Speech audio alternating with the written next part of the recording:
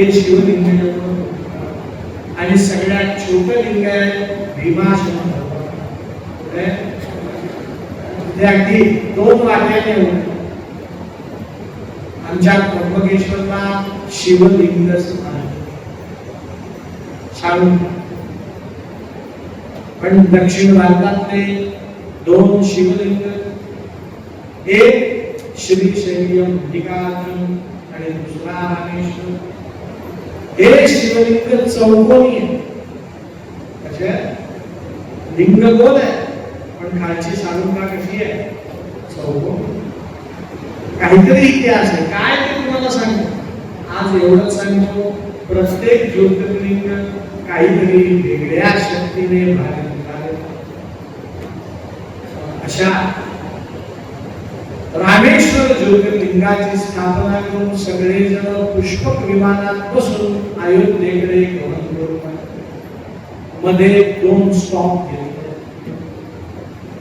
एक स्टॉप घेतला केवटासाठी. कोणासाठी? केवटला सांगितलं होतं ना, तुम भरत सम भाई.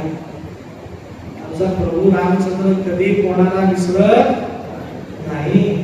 प्रभू रामचंद्रांना 11 रत्न वानर मिळाले, नवीन मित्र मिळाले, म्हणून जुने विसरणार नाही. केवटासाठी विमान उतरलं.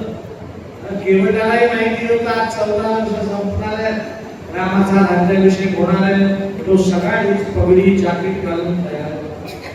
मला माहिती आहे मी विशेष अतिथी VIP बाबा.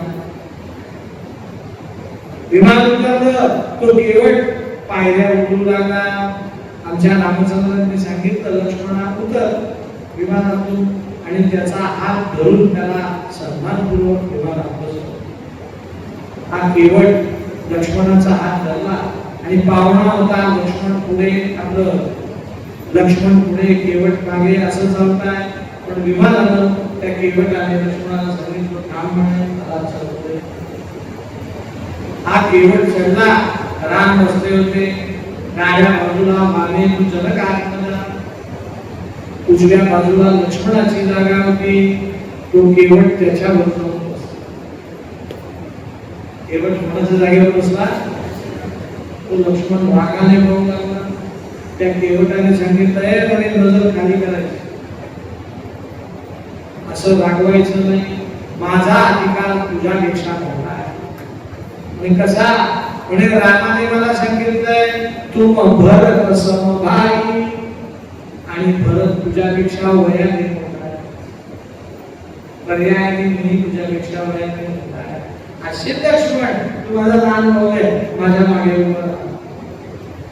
रामायणात वर्णन आहे, केवट कुठे बसला? रामाच्या शेजारी बसला. थोडस विमान पुढे गेलं, ऐन तीरावरून पैन तीरावरती गेलं, परत विमान उतरलं. जानकी देवीचा 3रा मुक्काम येताना गंगेवर पडला.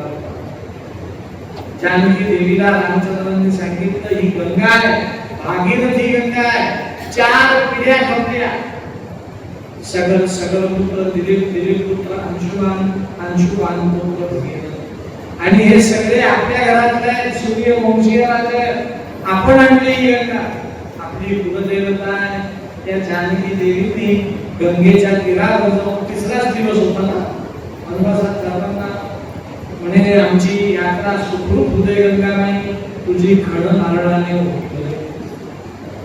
आज जानकी देवीने गंगेची कार्यवती मोठी बनली. गंगेच्या तीरावर भरतराज मुनी उभे होते. त्यांना विमानात घेतलं आणि विमान उडालं. आमच्या रामचंद्रांनी हनुमंतांना सांगितलं, हनुमंत महाराज, तुम्ही विमानात उडी मारा. आणि का दिला? म्हणे तुम्ही नंदीग्रामकडे जा आणि भरताला सांगा राम येतोय. हनुमंतांनी विमानात उडी घेतली. वायू वेगात निघाले. नंदीग्राम क्षेत्री आले. भरता समोर बसले. भरत पादुकांची पूजा करत होता आणि रडत रडत पादुकांशी बोलत होता. तो काय म्हणतोय? म्हणे, हे रामचरण पादुकांनो, आज शेवटची पूजा माझ्याकडे ग्रहण करा.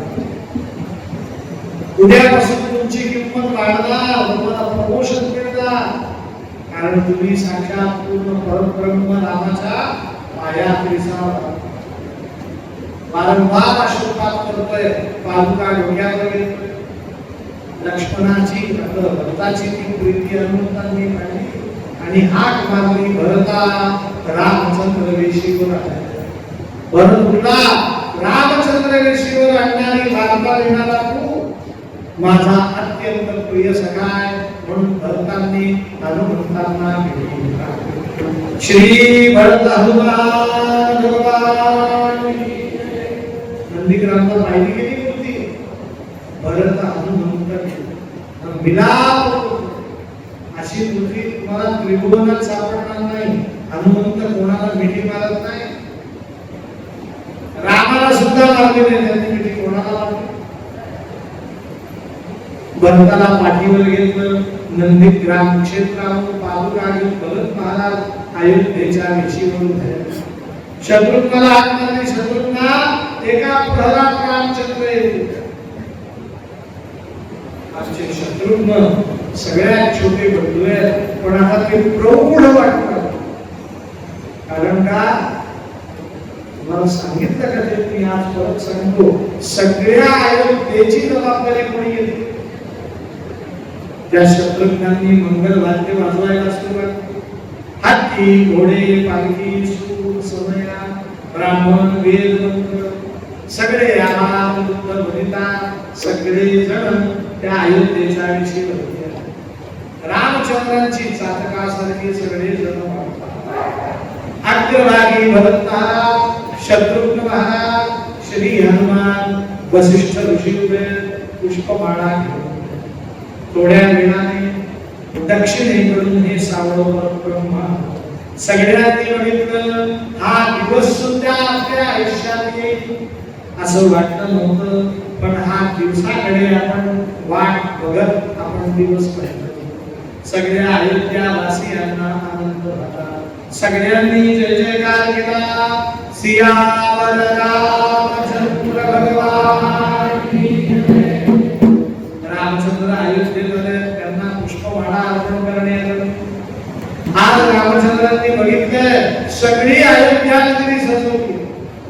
सगळीकडे गुढ्या उभारल्या, तोरणं उभारल्या, प्रत्येक घरात मंगल वाद्य वाजतात.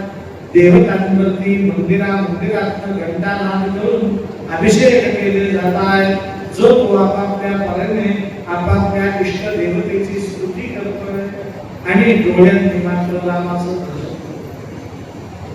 प्रभू रामचंद्र अयोध्येत आले, एका दगडावर उभे राहिले, सगळ्या प्रजेला अभिवादन केलं आणि सांगितलं, प्रजाजन हो, तुम्ही मला भेटायला खूप उत्सुक आहात. मीही तुम्हाला खूप भेटायला उत्सुक, पण महाराज मी तुम्हाला नंतर भेटतो. मला वाट मोकळी करून द्या. मला क्षणभर आईच्या कुशी विसावा. रामचंद्रांनी सगळ्या प्रजेकडनं वाट मागितली. प्रजा भंगली आणि ज्याप्रमाणे वासरू आईकडे धावतो तसे रामचंद्र. चलिए वाल्मिकी सांगतात, प्रभू रामचंद्र सर्वप्रथम कौशल्येच्या महालात गेले. कोणाच्या महालात गेले? आणि कैकेयीच्या पायावरती रामचंद्रांनी बोटा ठेवला. म्हणे, आई तू मला वनवासात पाठवलं नसतं तर भूवरी रावण वध झाला नसता. आई तू माझी आई नाही, तू विद्यापीठ आहेस. 14 वर्षात किती धडे मला मिळाले, किती शिक्षण मिळाले, किती ऋषी मुनींचं दर्शन, किती नद्या, किती तीर्थ, किती संत, किती सज्जन, किती जणांचं दर्शन झालं. आई तू कारणीभूत आहे. तुझे उपकार मी कधी विसरणार. कैकेयीने खाली पडलेल्या रामाला उचललं, मिठी मारली. रामाला कौसल्याला समजलं. कौसल्या कैकेयीच्या मानात, सुमित्रा कैकेयीच्या मानात आल्या. प्रभू रामचंद्रांनी तीनही हातांना नमस्कार केला आणि क्षणभर प्रत्येक आईच्या कुशीत रामचंद्र विसावला. पाठीमागून जानकी देवी आल्या, पाठीमागून लक्ष्मण आला, भरत शत्रुघ्न आले आणि आणि क्षणभरात अयोध्येचं तो राजवाडा गजबजून गेला. आजपर्यंत दुःखाच्या छायेत असणारी ती अयोध्या आज सुखाने उसळून कौशल्याचा हात धरला रामचंद्रांनी, लक्ष्मणाने हात धरला सुमित्रेचा, सीतेने हात धरला कैकेयीचा. सगळ्यांना घेऊन तुम्हाला गवाक्ष समजणार नाही म्हणून मराठी शब्द वापरतो, गच्ची मध्ये घेऊन आले गॅलरीत आणि दाखवला ही अयोध्येची प्रजा, सूर्यवंशीय राजांची कमाल. पण ही बघ 18 सेना रामाची कमाल. मी गेलो आणि एवढे मित्र जोडून आणले. वसिष्ठ ऋषींनी रामाला बघितलं, राम गुरूंच्या चरणी नतमस्तक झाले. रामायणात गुरुस्तुती केली. रामचंद्र गुरुला काय म्हणतात? कवच दृढ गुरु मित्र पूजा. तुझे रामायण राम म्हणतो एवढे कठीण प्रसंग माझ्यावरती आले, मी त्याच्यात ताबून सुद्धा करून निघालो, कारण का माझ्या पाठीशी गुरु कृपा होती. कवच दृढ दृढ कवच. ही काही रामाची ताकद नाही, ही ताकद कोणाची आहे? गुरु कृपा. कारण गुरु कृपा कशी असते? दृढ कवच असते. वसिष्ठ ऋषींना नमस्कार केला.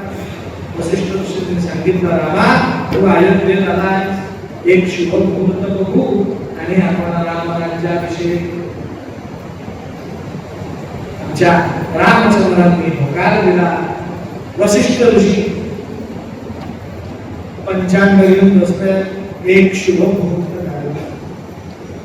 आकाशामध्ये 4 ग्रह उंचीचे असताना, 2 ग्रह परमोच्च असताना, चंद्र रोहिणी नक्षत्रात असताना तो विजय मुहूर्त निघाला.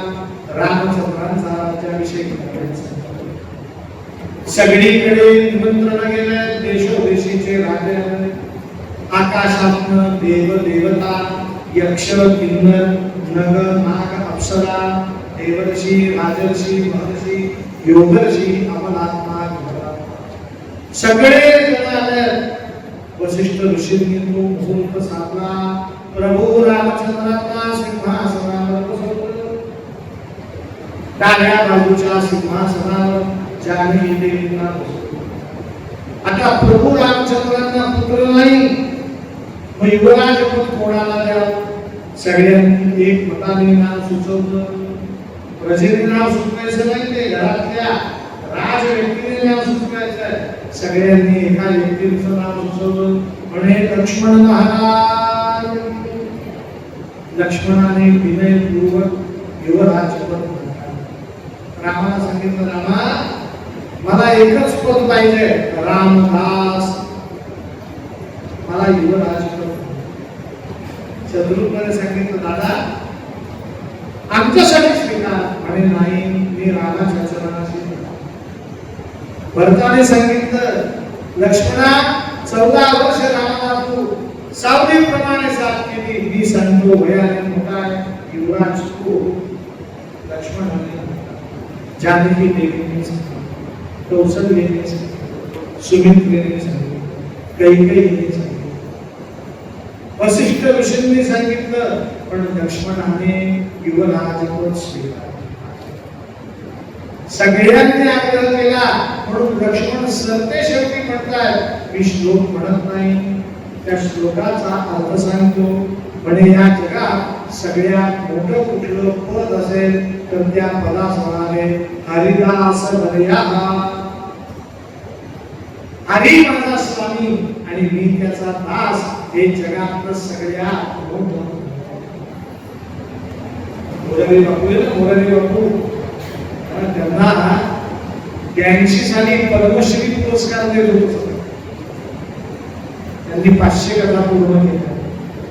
त्यांनी सांगितले, त्यांचे 2 शब्द आहेत, मला पद आणि पदक दोन्ही नको, मला राम पद पाहिजे. काय पाहिजे? कारण या जगतात रामाचे पद मिळत नाहीत, बाकी सगळं मिळतं. लक्ष्मणाने युवराज पद नाकारलं, राम पदाचा स्वीकार केला. मग सरते शेवटी ते युवराज पद श्री भरत महाराज भरताने स्वीकारलं. आता राणी, राजा आणि युवराज तीनही ठरले. तिघही जण सिंहासनावर बसले. मग आता राज्याभिषेक करण्यासाठी मस्तकावर मुकुट चालणार नाही, म्हणून मस्तक विहीने करतं, मुकुट विहीने आधी अभिषेक आणि मग मुकुट परिधान. त्याला म्हणायचं राज्याभिषेक. आधी अभिषेक होईल आणि मग काय होईल? मुकुट परिधान. आपल्याला राज्याभिषेक म्हणजे काय? सिंहासनावर बसलं, राजा बसला, पाणी वगैरे की झाला. प्रत्येक गोष्टीच्या मागे काहीतरी कार्य कारण भाव असतो. प्रत्येक गोष्टीचे काय असतात? नियम असतात. रामचंद्र बसले, त्यांच्या डोक्यावरती, तिघांच्याही डोक्यावरती, जानकीच्या, रामाच्या आणि भरताच्या डोक्यावरती सहस्त्र छिद्र असलेली चाळणी ठेवली. किती छिद्र आहेत तिला? सहस्त्र म्हणजे 1000 जिला छिद्र आहेत अशी चाळणी ठेवली. वसिष्ठ ऋषींच्या आजूबाजूला ब्राह्मण उभे राहिले. एक एक कुंभ प्रत्येकाच्या हातात आहे. ते कुंभातलं पाणी घेतात. कधी जानकी देवीच्या चरणीत टाकतात, कधी रामाच्या चरणीत टाकतात, कधी लक्ष्मणाच्या चरणीत टाकतात आणि वेद मंत्र म्हणतात. सगळ्या ब्राह्मणांनी राज्याभिषेकाचा मंत्र म्हणला.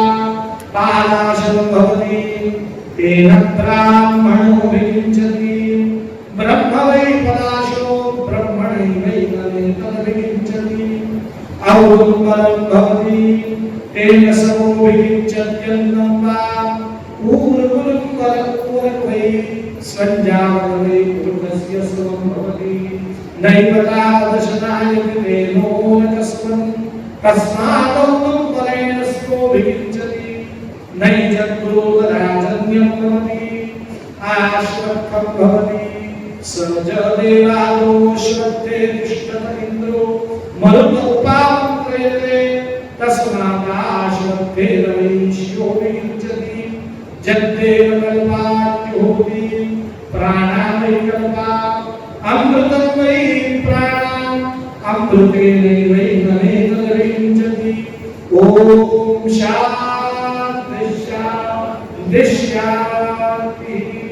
रामावती राज्याभिषेक झाला. राम सिंहासनावरून उठले. वसिष्ठ ऋषींना अभिवादन केलं. सोन्याच्या तराजूत जाऊन बसले. रामचंद्रांची सप्तधान्याची धुरा. सप्तधान्य गोल गरीब गरजूंना वाटण्यात. परत रामचंद्र तराजूमध्ये बसले. रामचंद्रांची ग्रंथ तुला करण्यात आली. ग्रंथ ब्राह्मणांना वाटण्यात आले. परत सुवर्ण तुला केली. ते सोनं सर्व मंदिरांना दान देण्यात आलं. सरते शेवटी रामचंद्र जानकी परत आपापल्या महालात गेले. नवीन राजवस्त्र परिधान करून राजसभेमध्ये आले. अभिषेकाचे सिंहासन बनवले गेले. नवीन सिंहासन ठेवले गेले. त्या सिंहासनावरती डाव्या बाजूला जानकी, उजव्या बाजूला भरत, मध्ये राम बसला. सगळ्यांच्या डोक्यावरती मुकुट ठेवला. मुकुट ठेवल्यानंतर प्रजेने पुष्पवृष्टी केली. राजाधिराज प्रभू रामचंद्र भगवान. वसिष्ठ ऋषींनी तिघांच्याही डोक्यावरती मंत्राक्षता टाकल्या आणि आशीर्वाद दिला. सुस्थिरो भव, यशस्वी भव, आरोग्यवान भव, पुत्रवान भव, धनवान भव, सर्वत्र विजय प्राप्तिरस्तु. अतः रामराज्यः प्राप्यते. वसिष्ठ ऋषींनी जय जयकार केला. आजपासून दशरथाचं राज्य संपलं. कोणाचं सुरू झालं? रामराज्यः प्राप्यते. रामाचं राज्य सुरू. पूर्ण पुरुषोत्तम सच्चिदानंद घन नारायण श्री राम रूपाने जगन्माता लक्ष्मी आणि जगन्माता पृथ्वी दोघांचं एकत्रित असलेले रूप जानकी देवी बसल्या. शंख चक्र गदा पद्म रूपात असलेले आमचे भरत महाराज होतात. परिणाम अयोध्या नगरीमध्ये त्या दिवसापासून कोणीही आजारी पडलं नाही. त्या दिवसापासून अयोध्येमध्ये दारिद्र्य आलं. त्या दिवसापासून अयोध्येमध्ये कोणालाही दुःख प्राप्त झालं. त्या दिवसापासून काही अधिक दूध दुःख देऊ लागला. रामराज्य सुरू झाल्यात. औषधी वनस्पती विपुल प्रमाणात उगवू लागल्या. रामाचं राज्य सुरू झालंय. धनधान्यांनी पृथ्वी सस्यशालिनी झाली. सगळीकडे योग्य जलवर्षाव होऊ लागला. पीक पाणी उत्तम होऊ लागलं. एकंदरीत रामाने 11,500 वर्ष, किती 11,500 वर्ष या पृथ्वीवरती राजाधिराज प्रभू रामचंद्र. आतापर्यंत प्रभू रामचंद्रांचं हे जे जीवन कार्य सांगितलं हे वय वर्ष किती पर्यंत सांगितलं? 36 किती. आणि एकूण राज्य किती आहे रामाचं? 11,500. 7 दिवसात तुम्हाला फक्त रामाचे 36 वर्ष दिसतात. 11,500 वर्ष रामचंद्रांनी काय केलं? ते काय नुसतं सिंहासनावर बसून ते गणपतीसारखे. त्यांनी तीर्थयात्रा केल्या, त्यांनी युद्ध केलं, अश्वमेध यज्ञ केल्या, देश देशातल्या राजांना उपदेश केला, विविध प्रकारचे सुख सोहळे आयोजित केले. रामाच्या राज्यात काय गमती झाल्या, काय जयंती झाल्या, काय चर्चा झाली. कृष्णासारखं रामाचं सुद्धा चरित्र महर्षी वेदव्यासांनी लिहिलं. आतापर्यंतचं चरित्र वाल्मिकींनी लिहिलंय. पुढचं चरित्र कोणी लिहिलंय? वेदव्यासांनी लिहिलंय. त्या चरित्राचं नाव उत्तर रामचरित्र. कुठलं चरित्र? किंवा त्याला रामायणाचा उपसंहार असंही म्हणतात, किंवा रामायण उत्तरार्ध असेल. कधी वेळ प्रसंगाला रामक्षेत्र जर कुठे असेल तर आपण त्या उत्तर रामचरित्राचाही विचार करूया. राजाधिराज प्रभू रामचंद्र रामराज्याविषयी झाला. त्या दिवशी आपल्या वल्लभाचार्य संप्रदायाप्रमाणे रामचंद्रांचं भोजन हे 56 भोगांचं होतं. किती भोगांचं? आमचा नुसता गोपाळ कृष्ण 56 भोग खातो असं नाही. राम सुद्धा किती भोगांना जेवला? 56 भोग. उलट रामाला 3 भोग जास्त लागतात. सकाळी उठल्यावर बालभोग. बालभोग म्हणजे बालभोग म्हणजे काय? सकाळी उठलं प्रक्षालन झालं की चहा कॉफी दूध काही नाही. पहिल्यांदा पौष्टिक पदार्थ, तूप लावलेली पोळी, डिंकाचा लाडू, चांगल्या तुपातली जिलेबी, चांगल्या तुपातले गुलाबजाम, ग्लासभर आटवलेलं दूध, असं ज्या नैवेद्यात असतं काजू बदाम पिस्ते त्याला काय म्हणतात? बालभोग. दुपारी असतो राजभोग. त्याच्यात 4 भाज्या, 4 चटण्या, 4 कोशिंबिरी, 4 काहीतरी, पापड, सांडगे, कुरडया. पापड माहिती आहे, सांडगे माहिती आहे, कुरडया माहिती आहे. पण आता एकदा अजून कोबी वडे, भजे, पातळ भाजी, सुकी भाजी, रस्सा भाजी, साधा भात, मसाले भात, केशरी भात, दही भात, कढी भात, पंचपक्वान्न, असं सगळं आहे. त्याला काय म्हणायचं? राजभोग. आणि रात्री फक्त दुधाचा ग्लास आणि एक फळ. आणि काही तिथींना मुठभर नौका हा शयन भोग रामाला. ज्या रामाचा सुद्धा हात भगवान श्रीकृष्णांचा. सो इथे हे रामायणाचं रामचरित्र संपन्न झालं. ओम पूर्णमदः पूर्णमिदं पूर्णात् पूर्णमुदच्यते पूर्णस्य पूर्णमादाय पूर्णमेवावशिष्यते. तच्च श्री कृष्णार्पणमस्तु. व्यासपीठावर बसलोय म्हणून 4 शब्द आशीर्वाद करतो. रेल्वे निवृत्ती ग्रुप, निवृत्त लोकांचा ग्रुप दरवर्षी विविध तीर्थक्षेत्री कथांचं काय करतो? आयोजन. आता रामाचं चरित्र सांगतो म्हणून बोलतो. कृष्णाचं असतं तर बोललो सुद्धा. कथेतून मला खूप शिकायला, काय शिकायला मिळतं तर मला नवनवीन धर्मग्रंथ अभ्यासायला. आता अयोध्येला संध्याकाळी हरिवंश पुराण, सकाळी वाल्मिकी रामायण. मला खोटं वाटेल, माझ्या शब्दांवर विश्वास ठेवा, वाल्मिकी रामायण वाचण्यासाठी मी 9.5 ते 10,000 रुपयाची ग्रंथ संपदा करेन. किती? आता मी आचार्य आहे तर भांडे माझ्याकडे पाहिजेच. मी ते पैसे खर्च केले त्याचं मला काही दुःख नाही, ते माझं काम.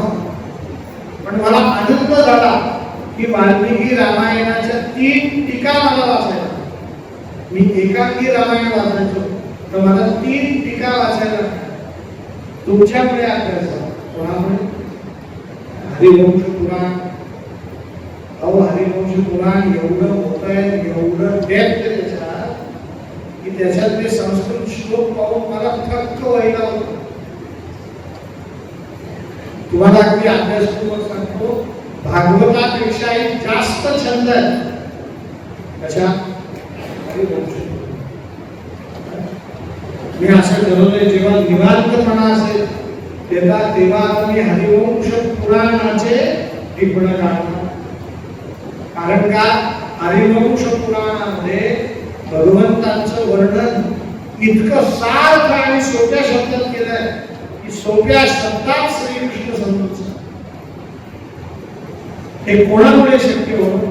फक्त तुम्ही विविध तीर्थक्षेत्री, विविध कथा आयोजित करता.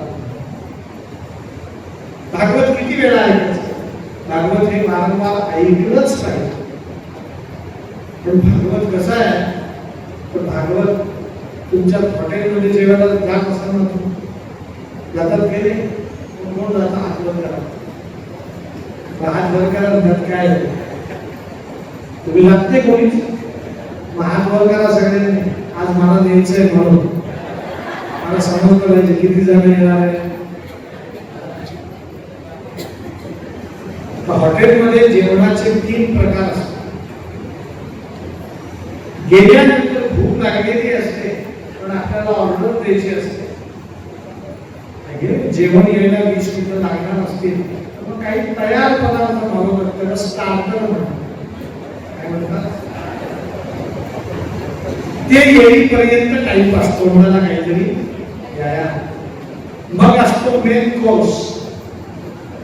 काय असतो त्यात? सगळं असतं, वरण भात आणि सरते शेवटी असतं डेझर्ट, म्हणजे काहीतरी गोड, आईस्क्रीम असेल, गुलाबजाम असेल.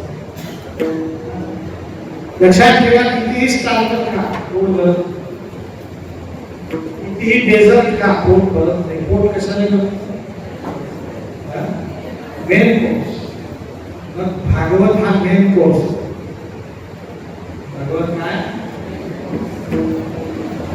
पण तो मेन कोर्स खात असताना कधी कधी तोंडाला चव यावी म्हणून स्टार्टर हे घेतलं पाहिजे.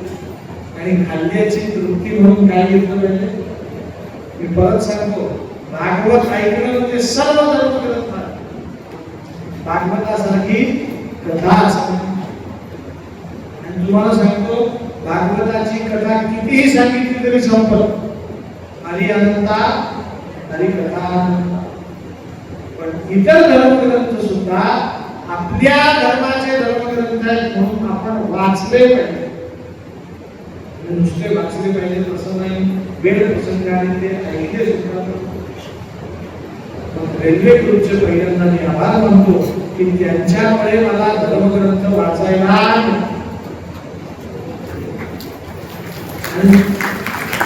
तुमच्या इथे कथा करतो आणि लगेच बाहेर जाऊन निशिकातून हरिवंश पुराणाची कथा करू का? 4 ठिकाणी सांगितली. ठिकाणी आता हरिवंश पुराणाची कथा 2 ठिकाणी ठरली सुद्धा. लक्षात ठेवा, कोणीतरी निमित्त व्हावं लागतं.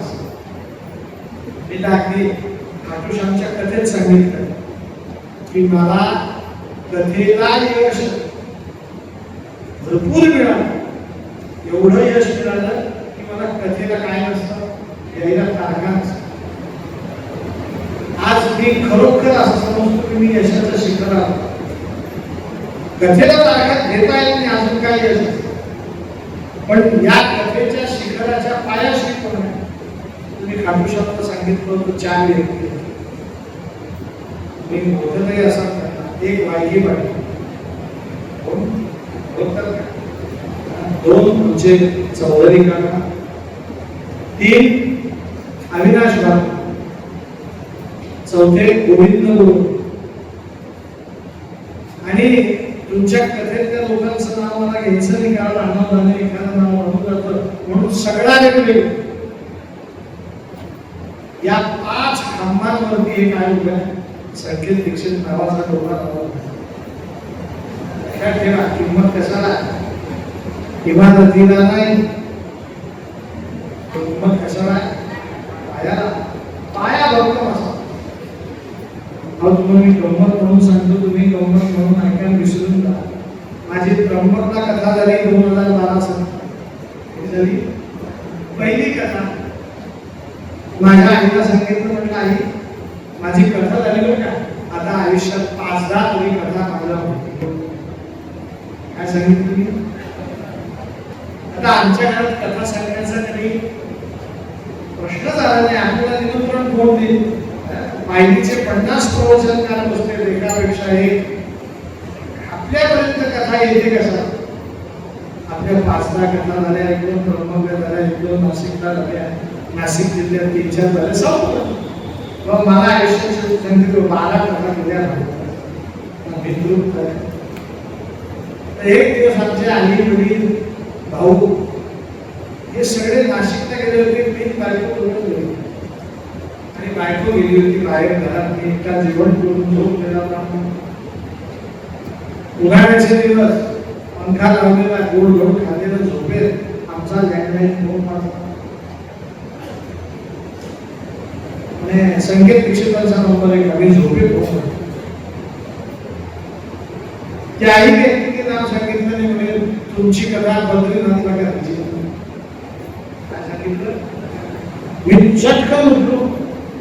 2-4 शब्द इकडचे तिकडचे झाले. परवा तेव्हा फोन करून भेटायला फोन ठेवला. मी आकाशात उडायला. आपली कथा नाशिक जिल्ह्यात 2-4 होती. अशी काय ठरवली तुम्ही? अपेक्षा कुठला आला? संध्याकाळी आई वडील भाऊ आले. आमच्या वडिलांनी पहिलं वाक्य सांगितलं, म्हणजे तू थोडा आहे, तुला कोणी फोन करून तुझी कथा कोण कशाला बद्रीनाथ कुठे, कुठे, आणि असं काय तुझी क्वालिटी आहे की तुझी कथा बद्रीनाथला लोक कोणीतरी तुझी गंमत केली असेल, चेष्टा केली असेल. सकाळी मनात विचार नव्हता, दुपारी विचार आला, संध्याकाळी वडिलांच्या बोलण्याने तो हिमा पडला. खरंच कोणतरी आपली काय केली. आपली कथा ठेवून कुठे? नाशिकला, सिन्नरला, इगतपुरीला, गोटीला, नाशिक बद्रीनाथला कोण ठेवलं? आणि 4 दिवसात हे सगळे बद्रीनाथला कथा ठरली. ती झाली नाही, ती झाली आमची शुक्रता झाली. तोही आनंद. बाहेर गावी माझी पहिली कथा झाली ती कुठे झाली? शुक्रता. आणि शुक्रता झाल्यानंतर आमची पुढची कथा झाली पुष्करला. पुष्करून कथा झाली नैमिषारण्यात. आणि नैमिषारण्यातली कथा झाल्यानंतर भास्कर काका तिथे आले. बरोबर आहे ना? आणि नैमिषारण्यातच त्यांनी मला निमंत्रण दिलं. आणि पुढची कथा कुठे सुरू झाली? जे माझ्या भागवताची गंगा उगम पावली डोंबिवलीला आली. आणि डोंबिवलीतून ती कुठे गेली? पूर्ण भाग. तर हे मी विनयाने सांगतो, जे मला अगदी अभिमान आहे बरं का. मी हे प्रामाणिक करून करतो. रामायण ग्रंथासमोर करून करतो. मी जे रोज अन्न खातो त्या अन्नात एक पोळी जर वाढली मला तर त्याच्यातली 3 चतकोर म्हणजे 75% पोळी तुमच्या समाजाची. मी 25% पोळी इतर लोकांची खातो. 75% पोळी कोणाची खातो? तुमच्या समाजाची खातो. माझ्या 10 कथा तुमच्याच लोकांना. त्यामुळे मी सुद्धा आता जे संत असतो मला इथे समजायला का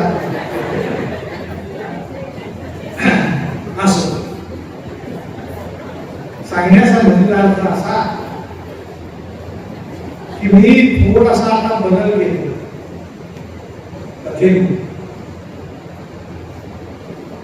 कथेत थोडासा बदल असा केला की आता कथा तर आपल्याला आहे ती सांगण्याचा, पण त्या कथेमध्ये संस्कृत श्लोक लोकांकडनं म्हणून घ्यायचे. काय करायचे? आपण आता मराठीत खूप आहे, आपल्याला आता थोडं थोडं गिरवाड वाणी ऐकायची. कुठली वाणी? गिरवाड वाणी म्हणजे काय? जी भाषा ज्या भाषेमध्ये देव बोलतो, म्हणून संस्कृतला सुर भाषा म्हणतात. काय म्हणतात? आज कथा इथे संपली असते की रामाने आदित्य हृदय स्तोत्र म्हटलं, बाण सोडलं, पण आज आपण आदित्य हृदय स्तोत्र काय केलं म्हटलं. बघा, तुमची जर इच्छा झाली तर उद्या तुम्ही आदित्य हृदय स्तोत्र मोबाईल काढून म्हणू शकतात, कारण आज गुरुमुख झालं. काय झालं? गुरुमुख म्हणजे मी तुमचा गुरु झालो नाही, काळजी करू नका, तुमचे गुरु आहे तेच तुमचे गुरु, पण तुम्हाला ते स्तोत्र म्हणण्याचा आता अधिकार मिळाला. हे मी माझ्या मनाने म्हणत. आता पुढच्या कथाच्या अवधीत त्या कथांमध्ये एक सत्र पूर्ण संस्कृत श्लोक बदलून गेले. काय येतील संस्कृत की उदाहरणार्थ भीष्म पितामहांनी स्तुती केली. एक दोन श्लोक आम्ही म्हणतो, स्तुतीचा भावार्थ सांगून पुढे जातो. मग त्याचं नोंदही असणार माझ्याकडे की मागची कथा अमुक तीर्थक्षेत्री झाली, तिथे भीष्म स्तुती म्हटली होती. मग माझ्या लक्षात येणार तुमची भीष्म स्तुती झाली, पण कोणती स्तुती झाली? पुढच्या कथेत कुठली स्तुती आहे, कोणती स्तुती, आणि तुम्हाला त्याचा कागद येईल. आता यावेळेस ती तयारी नव्हती, अन्यथा खरं तुमच्या हातात आदित्य हृदय स्तोत्र देऊन तुम्हाला वाचून म्हणता यायला पाहिजे होतं माझ्याकडे. पण ही सुरुवात आहे. आपण कथेचा थोडासा काय बघतो, वेळ बघतो. आपण दरवेळेस पाचवीतच का बसायचं? आपण कुठे बसलो पाहिजे? सहावीतही येतो, सातवीतही येतो. तुकाराम महाराजांचे अभंग सुद्धा संस्कृतोद्भव आहे. समाधी हरीची समसुखे विन, हा हरिपाठातला अभंग. अर्थ सांगा बरं या वाक्याचा. म्हणतो समाधी हरीची समसुखे विन. अहो केवढा मोठा भावार्थ आहे हा. भावार्थ आपल्याला समजत नाही. आपण नुसतं पोपटा सांगतो. पोपटाला ज्ञान असतं का? ते आई म्हणतात, बाबा म्हणतात. तर आई म्हणजे काय माहिती नाही, बाबा म्हणजे काय माहिती नाही. तीच गत आपल्याला हळूहळू संस्कृत भाषेत आपला काय झाला पाहिजे, प्रवेश झाला पाहिजे. कुठपर्यंत? तर आपल्याला संस्कृतचे प्राथमिक पुस्तक स्वतः वाचता. मी असं म्हणत नाही तुम्ही एकदम हायर पुस्तकं वाचू शकाल, पण तुम्हाला रघुवंश वाचता आला, तुम्हाला कुमार संभव वाचता आला, तुम्हाला भाषाचे नाटक वाचता आले. हे सगळे धार्मिक ग्रंथ सांगितले. तुम्हाला शब्द धातू रूपावधी म्हणता आली, आणि हे ज्ञान माझ्याकडून तुमच्याकडे आणि तुमच्याकडून तुमच्या नातवांकडे, मुलांकडे गेलं पाहिजे. वराह म्हणजे डुक्कर, वृषभ म्हणजे बैल. हे जरी आपल्या नातवांना, मुलांना समजलं तरी पुष्कळ ज्ञान. आपली कथा कशी असते? नळी ऐकली, आपलं नळी भुंकली, इकडून तिकडून गेले.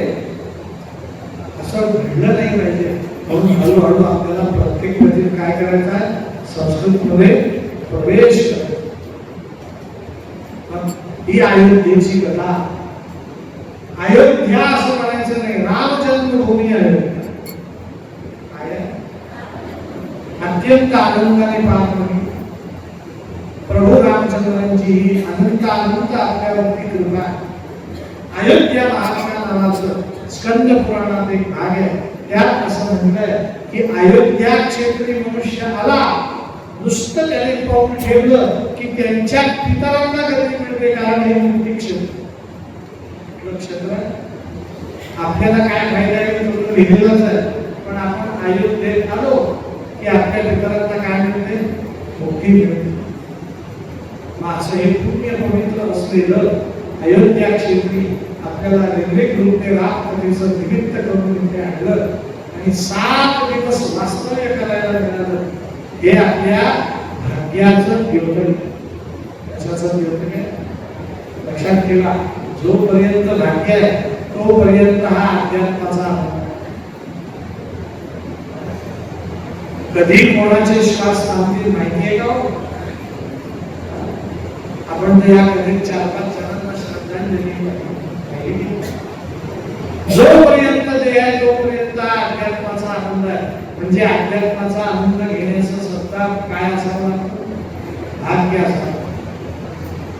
ज्या अर्थी आपण 7 दिवस इथे राहिलो त्या अर्थी अयोध्येच्या रामाने आपल्या नशिबामध्ये ते भाग्य दिले आणि भाग्य होतं म्हणजे आपण भाग्यवान आहोत की नाही. मग असंच रामचंद्रांनी आपल्यावरती अनंत कृपा करावी. अयोध्येला वारंवार बोलवावं, शरीरमध्ये अनेक वेळा स्नान करावं, अनेक मंदिरांचं दर्शन घडलं, अनेक मंदिरांचं राहिलं. माझ्या माहितीनुसार अयोध्येमध्ये 7 ते 8 हजार राम मंदिर आहे. किती आपल्या या गल्लीतच 10 आहे. दत्त राम, दत्त राघव, राघव सीता, सीता राघव, नाव मंदिर तेच. पण 7 ते 8 मंदिर आहेत. पाहिले पाहिजे आपल्यासाठी करतात. काहीतरी ते मंदिर बांधण्यामागे ऐतिहासिक कारण आहे, धार्मिक कारण आहे. काहीतरी त्या काळातली वैशिष्ट्यपूर्ण घटना आहे. त्या घटनेचं ते काय असतं, साक्षीदार असतं. बघितलं मग अयोध्येला आपल्याला रामचंद्रांनी वारंवार बोलवावं. असेच धर्मग्रंथ आपल्याला सशास्त्र ऐकायला मिळाले की रामचंद्रांच्या चरणी प्रार्थना करतो.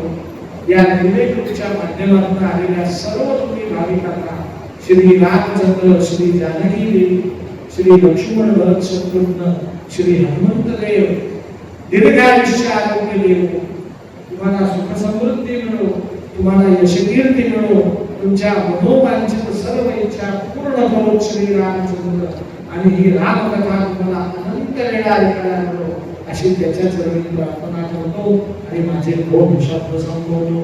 सियावर रामचंद्र भगवान की जय. एकदा वंशगुरीचा श्लोक म्हणा. अयोध्या मथुरा माया, काशी कांची अवंतिका, पुरीद्वारावती चैव सत्वैता मोक्षदायिका. सिंहावर रामचंद्र भगवान. या एक कथेचं वैशिष्ट्य, मी व्यासपीठावर बसतोय, कोणी मला प्रिय आहे, कोणी मला अप्रिय आहे असं म्हणता येईल का? मला सगळे जण कसे सारखे हे याची जाणीव असून सुद्धा मी म्हणतो मला सगळेच प्रिय आहे, कोणी अप्रिय नाही. तरी मला म्हणावं वाटतंय की या कथेत एक आनंदाची गोष्ट की या कथेचे यजमान आमचे प्रिय चंद्रकांत पाटील होते. कुठे या माणसाचं वैशिष्ट्य असं आहे, तुम्हाला एकनाथ महाराज माहिती आहे ना, त्यांच्याकडे श्रीखंड कोण होता? श्रीखंड्याने एकनाथ महाराजांची खूप सेवा, आता खूप केली म्हणजे काय केली कशी सांगायची. 24 वर्ष सेवा केली. किती वर्ष? आणि कुठेही लिहिलेलं नाही काय सेवा. त्यामुळे श्रीखंड्याचं वर्णन आपल्याला करता येईल. पण नाथ महाराजांनी 2 वाक्य सांगितलं म्हणजे श्रीखंड्याने सेवा 24 वर्ष कशी केली, 2 वाक्यात तुम्हाला सगळी सेवा समजेल. आणि काय म्हणजे श्रीखंड्याला कधी मी झोपलेलं पाहिजे आणि श्रीखंड्याला कधी मी पारोस पाहिजे. 2च नाथ महाराजांना श्रीखंड्या कधी झोपलेला दिसला श्रीखंड्या उठ असं म्हणण्याची कधी वेळ आली आणि श्रीखंड्या अजूनच मानले नाग मला 3 वाजता उठले तरी असं काय झालं 2 वाजता उठले तरी काय तसे हे चंद्रकांत पाटील श्रीखंड्या त्यांना कधीही विचार का बसा 2 मिनिटं नाही खाली का परवा ते आले मी चिवडा खात होतो म्हणजे 2 तास का नाही म्हणे भास्कर थांबलाय बघा प्रीती आहे काय मला चांगलं आठवतं बोलणार काका होते भास्कर काका होते भगवान काका होते त्र्यंबक काका शुभदाची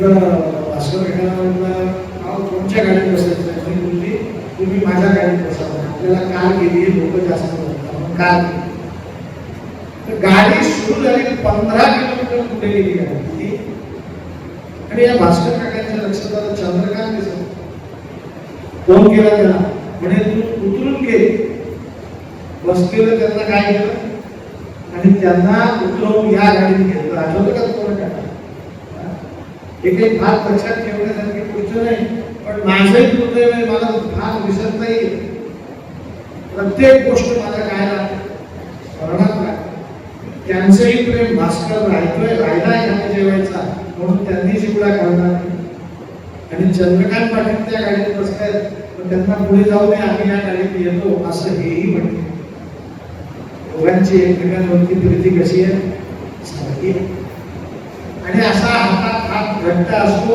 म्हणून मोठे मोठे आयोजन करतात मी ही कथा आयोजित करण्याचा प्रयत्न करून पाहिला असफळ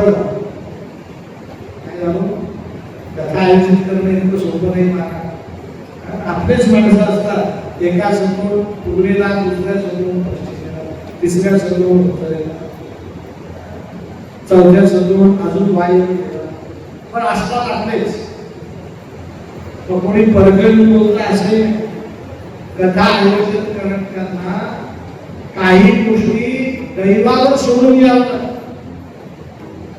लाईट गेल्यावर जनरेटर लावू असं हे म्हणतात हे लावतीलच याची गॅरंटी विश्वासावर लावू वेळ आल्यावर ते म्हणतात आम्ही जनरेटर बंद होऊ गेला लक्षात ठेवा आणि लोक आपल्याला बोलतात का जनरेटर नाही काय व्यवस्था आहे का आणि काय कथा आहे का काय का लोकांना बोलायला आजार ही कथा आयोजित का होऊ शकते सगळे जण एकत्र येऊन काम करतात प्रत्येकाचे अपरिमित कष्ट आहेत वस्तुतः मी द्वारकेच्या कथेत तुम्हाला सांगितलं होतं की तुम्ही टीम बी तयार करा आठवतं का तुम्हाला तुमचं वय आता फक्त भात झाला का वरण झाला का गुरुजी आले का कथा सुरू झाली का आम्ही येऊन बसू का हे पाहण्याची आता याला 4 तरुण माणसं अजूनही तुम्ही जोडा म्हणजे हे प्रयत्न आपले दीर्घकाळ असे देखील बाकी मी जे काही बोलतो ते समजण्यासाठी माझ्यापेक्षा अनुभवाचं आणि व्यवहाराचं ज्ञान तुमच्याकडे जास्त आहे यात काहीही शंका नाही तुमच्या सगळ्यांची आणि रेल्वे गुरुची आभार मानतो आणि माझे 2 शब्द संपवून गोपाल कृष्ण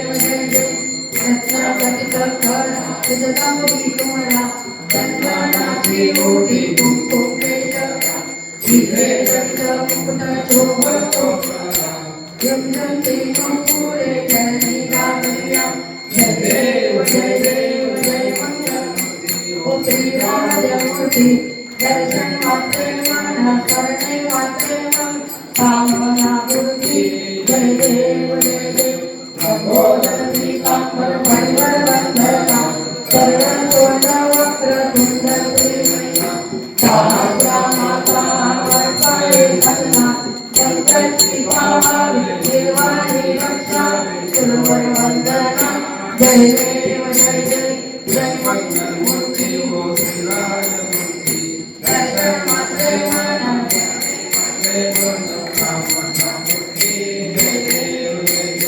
श्री राम जय राम आरती ओ वाण सुंदर मेघश्याम श्री राम जय राम आरती ओ वाण सुंदर मेघश्याम कनकाचे ताकाती धरू जवान हात जोडून पुढे उभा असे हनुमान राम श्री राम राम आरती ओ वाळू सुंदर मेघश्याम राम लक्ष्मण दोन्ही बंधू कौसल्या सुत होतो राज्याभिषेक पाव त्यांचा थाट राम श्री राम आरती ओ वाळू सुंदर मेघश्याम शत्रुघ्न दोन्ही बंधू चामरडाने श्रीयासनी आरूढन जानकीपती राम श्री राम राम आरती ओ वाळू सुंदर मेघश्याम लक्ष्मणाने सेवा केली रामचंद्राची 14 वर्ष आजीवन प्राणी दयाची राम श्री राम आरती ओ वाळू सुंदर मेघश्याम विष्णुदास नाम पण पाळेची अखंडित सेवा घड रामचंद्राची राम श्री राम आरती ओ वाळू सुंदर मेघश्याम आरती ओ वाळू सुंदर मेघश्याम उत्तर साधन शिळा शेतू बांधुनी दुर्गाच्या संस्थापने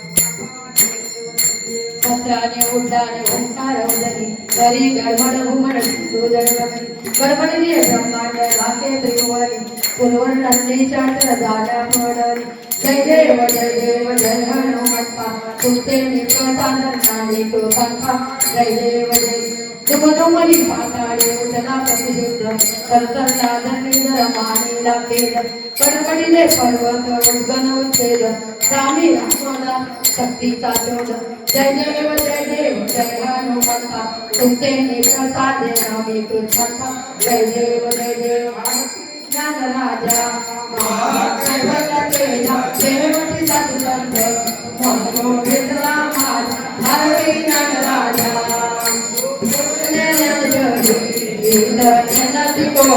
अवतार पांडुरंगा नाव ठेविले ज्ञान आरती ज्ञान राजा महाकैवल्यतेजा देवती सत्संग मनो विद्रा माझा आरती ज्ञान राजा प्रगट बोले विश्व ब्रह्माची केली राम जनार्दनी चरणी मस्तक ठेवले आरती ज्ञान राजा महाकैवल्य तेजा देवती सत्संत मनो वेदला माझा आरती ज्ञान राजा आरती तुकारामा स्वामी सद्गुरु राम सच्चिदानंद मूर्ती आये कविरामा आरती तुकारामा राघवे सागरात पाषाण करी नैसे तुकोबाचे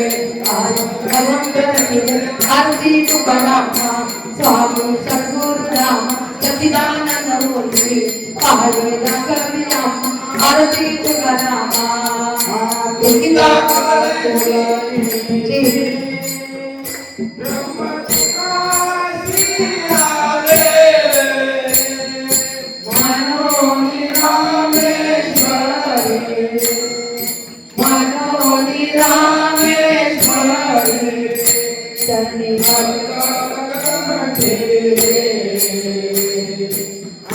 आरती तुकारामा आरती तुकारामा स्वामी सद्गुरु राम सच्चिदानंद मूर्ती सच्चिदानंद मूर्ती